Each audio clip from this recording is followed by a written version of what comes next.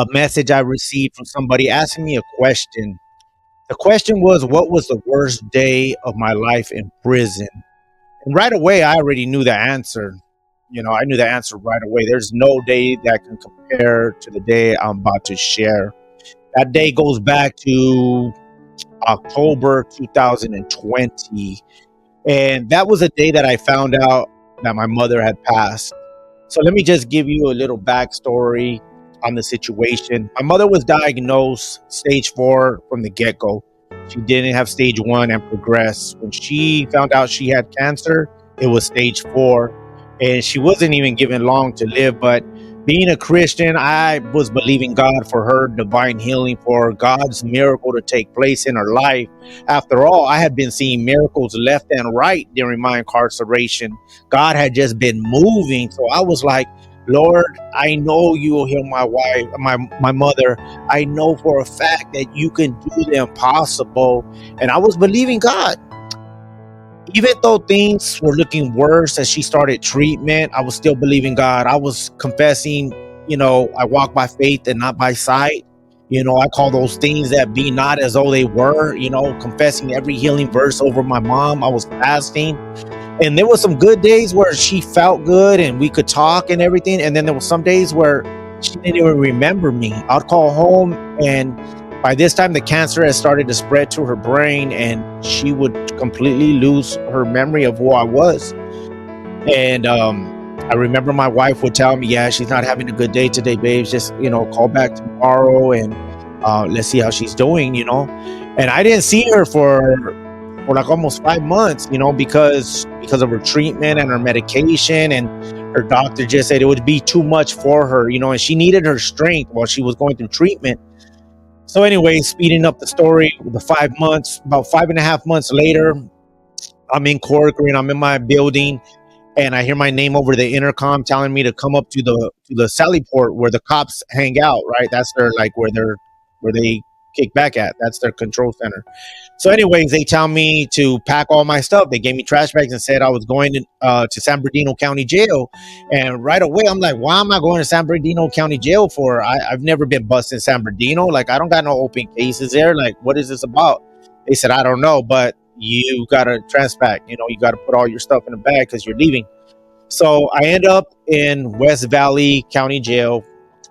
They took me straight to high power. I'm figuring because I was a lifer, or maybe some other stuff that I had on my jacket from when I was in LA County Jail. I had some stabbings in the jail. So I don't know exactly why they took me straight there, whether I was a state property of the state, a lifer, that may be the reasons. But anyways, I go there, and it ended up being a blessing because I ended up being able to see my mom, because my mom just lived 20 minutes away. Puente de Chino ain't that far. So I got to see my mom, and I didn't know what to expect when she came because, she had been going through treatment. I heard she had lost all her hair. Like I said, there was times when she didn't remember who I was. So I didn't know what this visit was going to be like. But when she got there, she was smiling. She remembered me. We started conversating, talking about my dad, my sisters, the rest of the family. And we were laughing and we were having a good time.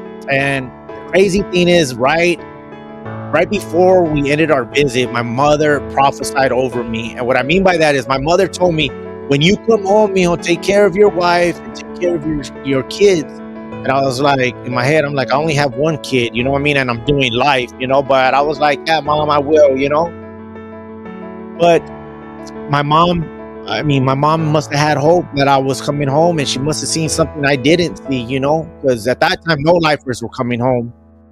And this was in 2000. It was in 2003 that I would eventually parole. And for you that know my story, man, I'm blessed with 4 kids today, still with the same wife. And I thank God, man, for that day. But good day for me to visit with my mom. But a couple days later, I think it was like two days or 3 days later, they tell me to pack my stuff, that I'm going back to state. I never went back to court, never, nothing. They just took me right back to Corcoran prison. It was considered like a dry run, right? But it wasn't a dry run. God made it possible for me to see my mom. So while I'm on the bus, I'm excited to get back. That's where all my property is. That's where my Christian brothers are.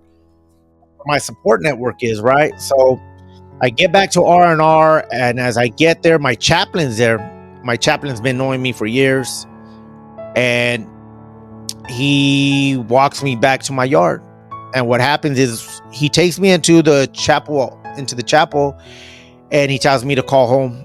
So I call home, and then that's when I get the news that my mom had passed. And I'm like, man, just 3 days earlier, man, we were having a good conversation. But yeah, she passed. And for probably like the next 7 days, man, my life was just in shutdown. I wasn't eating. I wasn't doing nothing. I was just staying in bed. And thank God for my Christian brothers that would bring me food. They would come and pray over me, come and read me the word. And I was able to get through it. About a week later, I just surrendered to God and said, God, I'm sorry for questioning you. I know you're a God, a sovereign God, and your will is perfect. And I know my mom is healed today. She's in your presence. No more pain, no more tears, no more medications, no more tubes in her, nothing like that. She's in perfect peace in the presence of the Lord. And I continued, man. I continued to serve God, but I just wanted to take a few minutes to answer that question. This year, I plan on doing that. So if you have any questions for me about anything, man, just put them in the comments, DM me. Don't forget, go to my social media and follow me. I'm on Instagram. I'm on TikTok. Don't forget to subscribe and like my page on YouTube. And you could also follow me on Facebook as well. All right. So be sure to hit me up, and we'll be back this Sunday at 6 p.m. Pacific time with the live interview. All right. God bless you guys, man.